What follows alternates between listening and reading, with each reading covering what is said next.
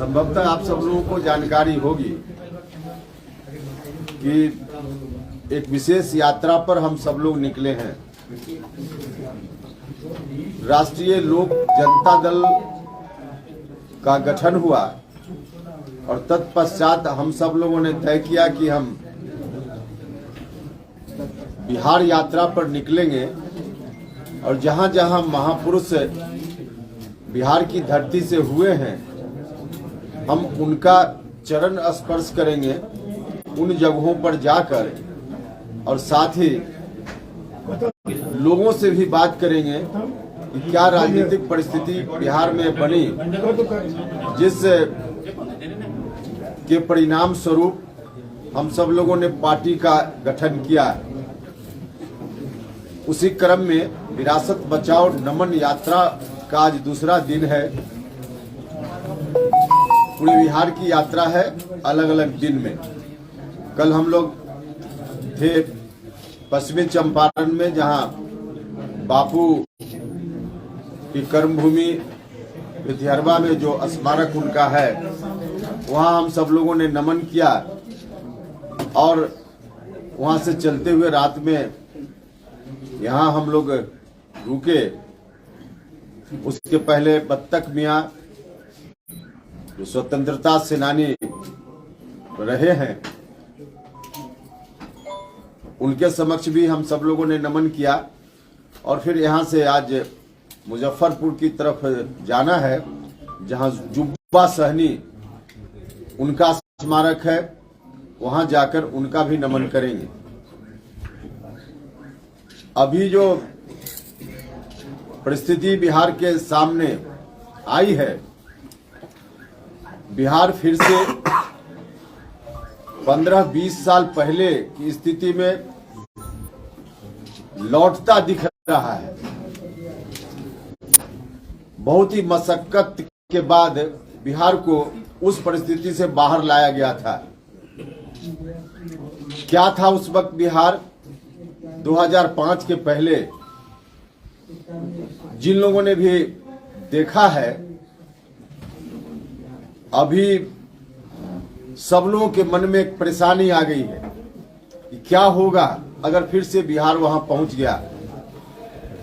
हर तरह से तबाह था, आतंक के साए में लोग जी रहे थे, बिहार छोड़कर लोग बाहर जा रहे थे, बिहार से बाहर बिहारी कहलाना अपमानजनक हो गया था, महिलाओं को शाम होते घर से निकलना, सड़क पर चलना दूभर हो गया था। हर तरह से बिहार बर्बाद हो रहा था। उस अंधकार से बिहार को बाहर निकालने के लिए नीतीश कुमार जी आगे आए और हम सब लोगों ने मिलकर संघर्ष किया। बिहार की जनता ने आशीर्वाद दिया, कामयाबी मिली तात्कालिक रूप से और बिहार उस स्थिति से बाहर आया। नीतीश जी का शासन इतने दिनों से चल रहा है, नीतीश जी ने बहुत अच्छा काम किया, लेकिन अंत में आकर दुख इस बात का है, दुर्भाग्य इस बात का है कि फिर से नीतीश कुमार जी ने बिहार को वही सौंपने, यह जो दुर्भाग्यपूर्ण स्थिति है, इस स्थिति में हम सबों ने संकल्प लिया है कि बिहार को नहीं जाने देंगे। 2005 के पहले वाली स्थिति में बिहार को नहीं पहुंचने देंगे। वैसे संकल्पित लोगों के द्वारा बनाई गई यह पार्टी राष्ट्रीय लोक जनता दल है। हम लोग हर तरह से संघर्ष करेंगे, जो करना हो प्रजातांत्रिक तरीके से, संवैधानिक तरीके से करेंगे, लेकिन बिहार को फिर से वहां नहीं लौटने देंगे। यह हमारी पार्टी का संकल्प है।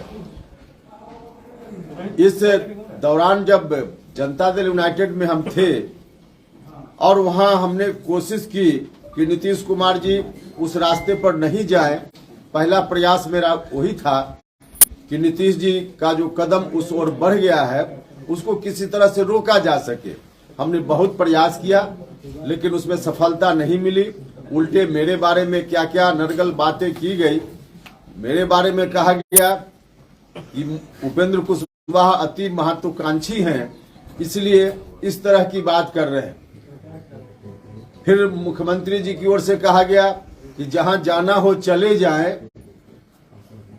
अब मुख्यमंत्री जी ने खुद ही जब ठान लिया है तो उनको जहां जाना हो जाएं। हमने कहा कि हम तो वहां नहीं जाएंगे, कम से कम जहां आप बिहार को ले जा रहे हैं।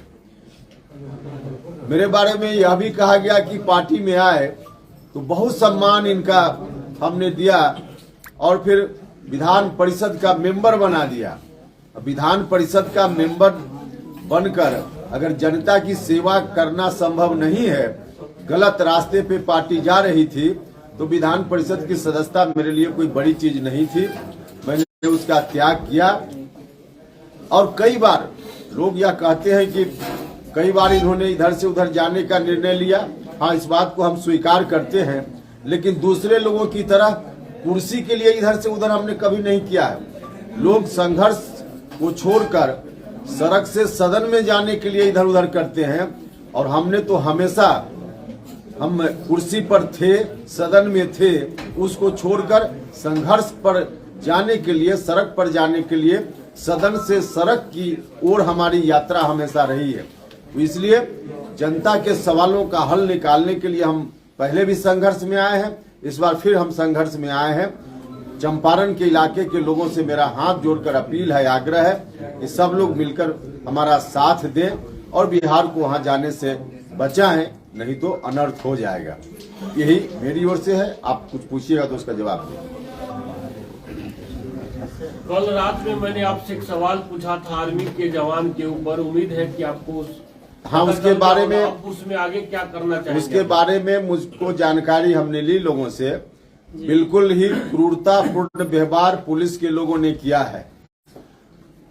आजाद हिंदुस्तान में इस तरह का बर्ताव शासन की पुलिस करे, यह सोचा भी नहीं जा सकता है, कल्पना भी नहीं की जा सकती है।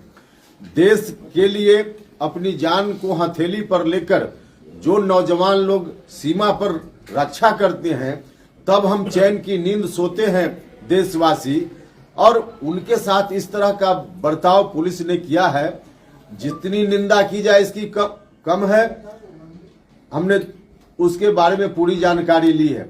एक और जानकारी पुलिस की इस तरह की बर्बरता के संदर्भ में हम ऐड करना चाहते हैं आपके साथ। पुलिस ने न सिर्फ चंपारण में सेना के जवान के साथ इस तरह का एक व्यवहार किया, बल्कि अभी कल परसों की घटना है, वैशाली जिला में एक शहीद हुआ था अभी से 1.5-2 साल पहले। मेरे घर के बगल का गांव है। हम सब लोग गए थे उस समय। सरकार, जो भी प्रशासन के लोगों ने, डीएम वगैरह सब लोगों ने जाकर श्रद्धांजलि दी, लेकिन उनके पिताजी जो बुजुर्ग हैं, उन्होंने अपने शहीद बेटा का स्मारक बनाने के लिए, प्रतिमा स्थापित करने के लिए कोशिश की, और उस कोशिश में हो सकता है कि कुछ विवाद जमीनी रहा हो, हमको नहीं मालूम ठीक से, लेकिन रहा भी हो तो उस प्रशासन की जवाबदेही थी कि उस विवाद को बैठकर सुलझाने का काम किया जाता। उल्टा उनके पिताजी को पकड़ करके पुलिस ने जेल में बंद कर दिया है, अरेस्ट करके। आज जेल में बेचारे बंद है 2 दिनों से। तो पुलिस, राज्य की पुलिस इस तरह का बर्ताव चारों तरफ कर रही है, लगता है बिल्कुल अराजक माहौल है। प्रशासन, पुलिस प्रशासन के लोग अपना काम नहीं कर रहे हैं। जो काम उनको नहीं करना चाहिए उन्हीं कामों में लगे हुए हैं। काम करना चाहिए लोगों की सुरक्षा देना, उनकी जवाबदेही है, लेकिन गरीब लोगों को अब शराबबंदी कानून के नाम पर किस तरह से गरीब लोगों को तंग तबाह, उनके ऊपर डंडा चलाया जा रहा है। तो प्रशासन बिल्कुल एक तरह से कहिए कि कोई उनके ऊपर लगाम नहीं है। जहां जो मन में आवे, कोई भी सज्जन आदमी, कोई भी निर्दोष आदमी उसके ऊपर डंडा चलाए, और यही काम हो रहा है। और अभी तो आहट है। पुराना 15 साल 2005 के पहले वाला जो 15 साल था, अभी तो आहट है कहीं कहीं से कि वह स्थिति आ सकती है। पूरे तौर पे अभी फुल फ्लेजेड सत्ता में आरजेडी वाले नहीं है। अभी आधा अधूरा सत्ता में है। तब तो ऐसी स्थिति है राज्य की। जिस दिन फुल फ्लेजेड आरजेडी वाले सत्ता में आ जाएंगे, उस दिन राज्य की क्या स्थिति होगी, यह कल्पना करके भी सिहर उठता है आदमी। तो यह स्थिति है ही, हम खुद देखेंगे जहां जो घटना हुई है, यहाँ पुलिस के लोगों ने जिस तरह से बर्ताव किया है सेना के जवान के साथ, हम खुद देखेंगे, उसमें जो कुछ भी हो सकता है हम अपनी ओर से करेंगे। सर, चंपारण के धरती पे काफी लोग धरना पे बैठे हैं, बहुत सारे नौजवान और देश के सेना भी छुट्टी ले लेकर आ रहे हैं ताकि उस जवान को रिहा कराया जाए, तो इसके संबंध में आप क्या कहना चाहते हैं? इसी के आपका बारे में साथ तो बोले। कहाँ तक मिलेगा सर? और इसी के बारे में हम बोले सर, इसमें आपका साथ सवाल यह है कि 60 घंटे में एक विंग कमांडर अभिनंदन को पाकिस्तान से छुड़वा के ले आ सकती है केंद्र सरकार, और आज 6 दिन से ज्यादा हो गया वो आर्मी का जवान अपने ही देश के अपने ही जिला में जेल में बंद है, और अभी तक पुलिस कुछ नहीं कर रही है, और हमारे जिले के हमारे राज्य के नेता भी इस पे कुछ नहीं कर रहे हैं। क्यों नहीं आप धरना प्रदर्शन पे बैठा रहे हैं इस मुद्दे नहीं, देखिए धरना प्रदर्शन पर बैठे हुए लोग उनकी मांग का हम पूरा समर्थन करते हैं। अब ऐसे नहीं होता है। सर, ये बताइए कि अटकलें लगाई जा रही है कि आप भाजपा में अगला चुनाव भाजपा के साथ लड़ेंगे? देखिए, हमने पार्टी का भी 4 दिन पहले बनाई है। हम अलायंस से इनकार नहीं कर रहे हैं, लेकिन अलायंस कब करेंगे, कैसे करेंगे, कहाँ करेंगे, अभी पार्टी की ओर से तय नहीं है। जब तय करेंगे तो बताएंगे। भाजपा के साथ जा सकते हैं? नहीं, हमने कहा कि अभी जा सकते हैं, यह भी तय नहीं है, और नहीं जा सकते हैं यह भी हम नहीं कर सकते हैं। जब पार्टी तय करेगी तो हम बता पाएंगे ना अपना स्टैंड इस पर। शराबबंदी का आपने नाम लिया था कि शराबबंदी के चक्कर में बहुत सारे गरीब लोगों को जेल में ठूस दिया गया, तो आप मानते हैं कि शराबबंदी सफल है? और अगर सफल नहीं है तो आप अगर सत्ता में आते हैं तो इसके ऊपर क्या एक्शन लेंगे? देखिए, सबसे पहली बात कि शराबबंदी तो बहुत जरूरी है। चंपारण गांधी की धरती है। गांधी जी ने भी कहा था शराब आदमी का शरीर और आत्मा दोनों का नाश करती है। तो शराब पीना तो गलत है, बहुत जरूरी है। और बिहार की सरकार ने निर्णय लिया, लेकिन उनका जो निर्णय है वह निर्णय शराबबंदी को सफल बनाने में नहीं काम हो रहा है, बल्कि उल्टे गरीब लोगों पर डंडा चलाने में इस कानून का उपयोग प्रशासन के लोग कर रहे हैं। तो जो कानून है उस कानून का उपयोग शराबबंदी में नहीं हो रहा है, उस कानून का उपयोग गरीब लोगों का खून चूसने में अस्त्र के रूप में प्रशासन के लोग कर रहे हैं। तो सरकार को देखना चाहिए यह किस तरह से ठीक से इम्प्लीमेंटेशन हो। मेरी समझ से जो मशीनरी है इनकी इस कानून को इम्प्लीमेंट करने वाली, वह मशीनरी ही जर्जर है, ध्वस्त है। जब तक वह मशीनरी जर्जर है तब तक कानून ठीक से नहीं इम्प्लीमेंट होगा और गरीब लोग जेल जाते रहेंगे, मार खाते रहेंगे। यही हो रहा है। सर, आप विरासत बचाओ नमन यात्रा निकाले हैं, तो किस प्रकार की विरासत को बचाने का प्रयास कर रहे हैं और किससे बचाने का प्रयास कर रहे हैं? देखिए, विरासत जब से हम लोग राजनीति देख रहे हैं 30-35 साल पहले जननायक कर्पूरी ठाकुर जी की विरासत बिहार में मजबूत कैसे हो, इस पर सब लोग लगे हुए थे, चाहे लालू यादव जी हो, नीतीश कुमार जी हो, हम सब लोग। एक समय आया जब जननायक कर्पूरी ठाकुर जी हम लोगों के बीच से चले गए और वह विरासत लालू जी के हाथ में आ गई। बिहार के लोगों ने उनके ऊपर सौंप दिया। लालू जी ने शुरुआती 2-3 वर्ष तक तो अच्छा काम किया, लेकिन उसके बाद जनता ने उनको ताकत दी थी बिहार को देखने के लिए, और परिवार को देखने लगे। परिवार में सिमट गए, जिसके चलते क्या क्या गलत काम उनको करना पड़ा, जिसका नतीजा खामियाजा अभी लालू जी भुगत रहे हैं। उसी का परिणाम है जो भुगत रहे हैं। तो लालू जी जब गलत रास्ते पर चले गए, उस विरासत से मिली हुई ताकत का इस्तेमाल उन्होंने गलत किया, अपने परिवार के लिए किया। तब फिर से जो संघर्ष चला, बिहार की जनता ने उसी विरासत को नीतीश जी के हाथ में सौंपने का काम किया। अब नीतीश जी इस विरासत को लेकर आगे बढ़े, लेकिन अंत में उसी विरासत को फिर से नीतीश जी वही सौंपने की बात कर रहे हैं जहां से वापस लाने का काम हुआ था। तो आज नीतीश जी के हाथों यह विरासत खतरे में है, इसलिए इसी विरासत को हम लोग आगे ले चलना चाहते हैं। उसी विरासत की बात मैंने। उपेंद्र जी, विरासत लेकर चल रहे हैं, आप खतरे में हैं। आज नीतीश जी का जन्मदिन भी है, तो क्या आप... जन्मदिन है तो मेरी ओर से उनको शुभकामना। व्यक्तिगत रिश्ता मेरा है, राजनीतिक रिश्ता उनसे नहीं बन सकता है, हमने कह दिया है। लेकिन व्यक्तिगत हमने कहा है एक दिन कि व्यक्तिगत रूप से उनको कभी जरूरत हो, भगवान न करे कभी वैसा दिन आए, लेकिन कल्पना कीजिए कि कभी खून की जरूरत हो तो उपेंद्र कुशवाहा खून देने के लिए सबसे पहली पंक्ति में आगे खड़ा रहेगा। राजनीतिक रूप से नहीं सही, लेकिन व्यक्तिगत रूप से यह रिश्ता रहेगा।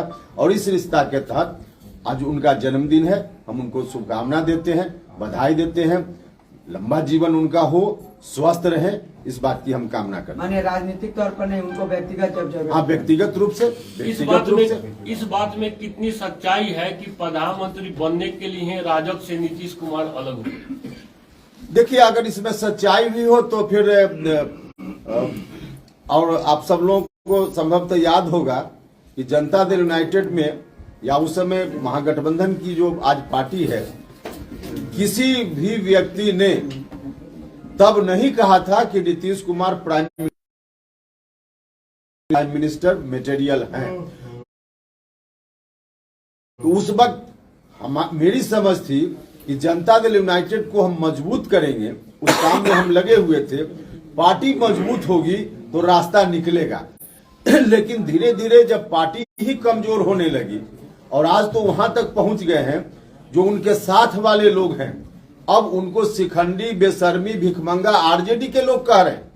तो आरजेडी के लोग जिस तरह से उनको बेइज्जत कर रहे हैं, अपमानित कर रहे हैं, अब इस परिस्थिति में साथ वाले ही जब इस तरह का बर्ताव उनके साथ कर रहे हैं, पर खड़े हैं, आधार ही उनका खिसक रहा है, तो खुद व्यक्तिगत आधार, पार्टी का आधार खिसक जाएगा तो दूसरे लोग क्या मदद करेंगे? सर, एक सवाल, बिहार के लोग एक नया सीएम चेहरा देखना चाहते हैं। अगर आपको ये मौका मिलता है सर, तो आपका मुख्य विचारधारा क्या होगी बिहार के लिए?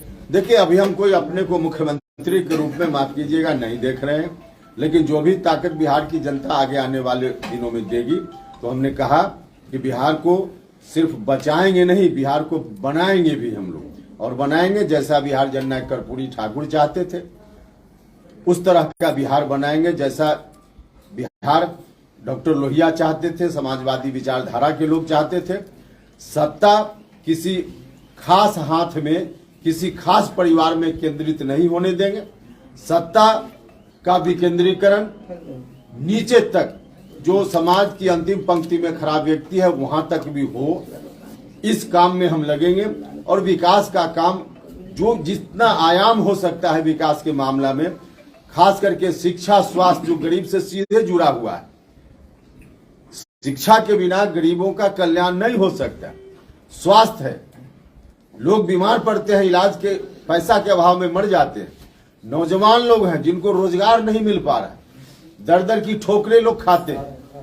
तो इन तमाम चीजों का कैसे हल निकले, इस पर हम ध्यान दें। सत्ता लालू परिवार के हाथ में नहीं जाना चाहिए। आपके नियम, आपके कहने के अनुसार लालू परिवार के हाथ में नहीं जाना चाहिए, क्योंकि नीतीश कुमार ने भी कहा है कि तेजस्वी और यादव को आगे जो है वही सब कुछ है, यानी कि लालू परिवार के हाथ में नहीं जाना चाहिए। बिल्कुल नहीं जाना चाहिए, 100% आप ठीक बोले, बिल्कुल नहीं जाना चाहिए। वहां चला गया तो बिहार फिर से पहले से ज्यादा खराब स्थिति में पहुंच जाएगा। सर, एक दिल्ली से जुड़ा हुआ सवाल है। मनीष सिसोदिया को सीबीआई ने गिरफ्तार किया, उन्होंने इस्तीफा भी दे दिया है, उस मुद्दे पर आपकी क्या राय है? अब देखिए, उसका क्या मेरिट है, केस का नहीं मेरिट है, मुझको नहीं उतना मालूम, हम कैसे उस पर। एक सवाल मेरा है सर कि क्या आप अपने राजनीतिक करियर से संतुष्ट हैं, और अगर नहीं तो कौन सा गलती मानते हैं कि जिस मुकाम पे आपको होना चाहिए राजनीति में वहां तक आप नहीं? नहीं, बिल्कुल नहीं। हम जब हमने निर्णय लिया है और जहां हम हैं, जनता का आशीर्वाद मेरे साथ है, इसलिए बिल्कुल मैं हूं, उसमें कहीं कोई मुझको पीछे के निर्णय पर कोई गलती हम महसूस करते हैं, ऐसा नहीं। सर, हर विधानसभा चुनाव में आप बागी कहलाते हैं और हर बार आप बगावत करते हैं, आखिर क्या मुख्य वजह होती है? अरे मुख्य वजह तो बता दिए भैया। हम कभी भी बाहर आते हैं तो कुर्सी से उछलकर कुर्सी पर जाने के लिए नहीं आते हैं। दूसरे लोग एक कुर्सी से उछलते हैं तो दूसरी कुर्सी सुरक्षित करने के लिए जाते हैं, और हम तो कुर्सी पर बैठे हुए होते हैं और कुर्सी छोड़कर सड़क पर जाते हैं। तो आप देख नहीं रहे, हम तो सड़क पर जाने के लिए, हम चाहते तो आराम से ठंडा घर में रह सकते थे कि नहीं रह सकते थे, हमको कोई दिक्कत थी? आपको सड़क ही पसंद है ज्यादा। जनता के सवालों का हल अगर सड़क से निकलना है तो सदन में रहकर हम क्या करेंगे? सदन में रहकर जनता के सवालों का हल निकले, इसलिए सदन में लोग जाता है। और वहां अगर नहीं हल निकल रहा है तो फिर सड़क पर आकर जनता से ताकत लेने की जरूरत पड़ती है, और इसलिए हम ऐसा करते हैं। एक चीज और, क्योंकि कल जो बजट आया है उसमें बहुत जोर शोर से कहा जा रहा है, एक मिनट जी बोलिए जी। बहुत जोर शोर से कहा जा रहा है कि नौकरियों की संख्या बढ़ेगी। सबसे पहली बात, बेरोजगारी की समस्या का हल सरकार नहीं बता रही। हम सरकार से पूछना चाहते हैं, क्या कुछ विभागों में सरकारी नौकरी दे देने से बेरोजगारी की समस्या का हल हो जाएगा? बेरोजगारी की समस्या बड़ी समस्या है, इसका हल निकले इस पर सरकार का कोई ध्यान नहीं। इंडस्ट्रीज हो छोटा छोटा बिहार में, जो इन्वेस्ट करने वाले लोग हैं उनको प्रमोट किया जाए। आखिर यहां से जो लोग हमारे नौजवान जाते हैं दूसरे राज्यों में, तो वहां जाकर छोटी छोटी फैक्ट्रियों में किसी तरह से ढूंढ करके अपना जीवन यापन चलाते हैं।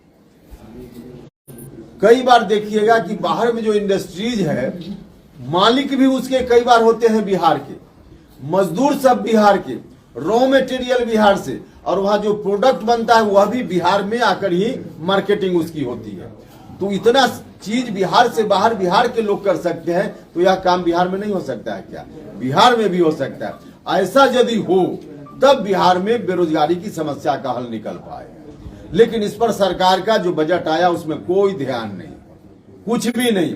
और नौकरी की बात है तो पहले से जो बजाबता वैकेंसी है आप उसको भरने की बात कर रहे हैं, और कह रहे हैं कि हम नौकरी दे रहे हैं। बिल्कुल आईवास है यह जो कहा जा रहा है, आईवास है। जो एसटीटी पास करके जो छात्र लोग सड़क पर घूम रहे हैं, नौकरी देने की बात करते हैं तो उनकी समस्या का हल निकाले ना। सब तरह की पात्रता लेकर और नौजवान लोग पटना की सड़कों पर जाकर लाठी खाता है, और आप कह रहे हैं कि हम नौकरी दे रहे हैं। उनकी समस्या का हल निकालें। शिक्षकों के लाखों पद खाली हैं कि नहीं खाली हैं स्कूल में, और फिर नौजवान जिनको वहां नौकरी मिलनी चाहिए, योग्यता रखे हुए नौजवान भी घूम रहे हैं, और सरकार कह रही है कि हम नौकरी दे रहे हैं। भैया जो पात्र लोग हैं सड़क पर लाठी खा रहे हैं, आपके यहाँ वैकेंसी भी है, और फिर आप आईवास करने के लिए बजट में भाषण कर रहे हैं कि हम नौकरी दे रहे हैं। कुछ नहीं है इनका, आईवास है। हाँ, कुछ नौकरी भी अगर देंगे तो लैंड फॉर जॉब बिहार के लोगों ने देखा है, तो फिर कहीं लैंड फॉर जॉब का मामला कुछ दिमाग में आया हो तो कुछ नौकरी दे दो और उसके बदले में कुछ जमीन लिखवा लो, यह हो सकता है। उनकी यही योजना होगी, लैंड फॉर जॉब। बाकी कोई नौजवानों के हितों का ध्यान रख करके, बेरोजगार नौजवानों का हितों का ध्यान रख करके बजट में कुछ भी नहीं।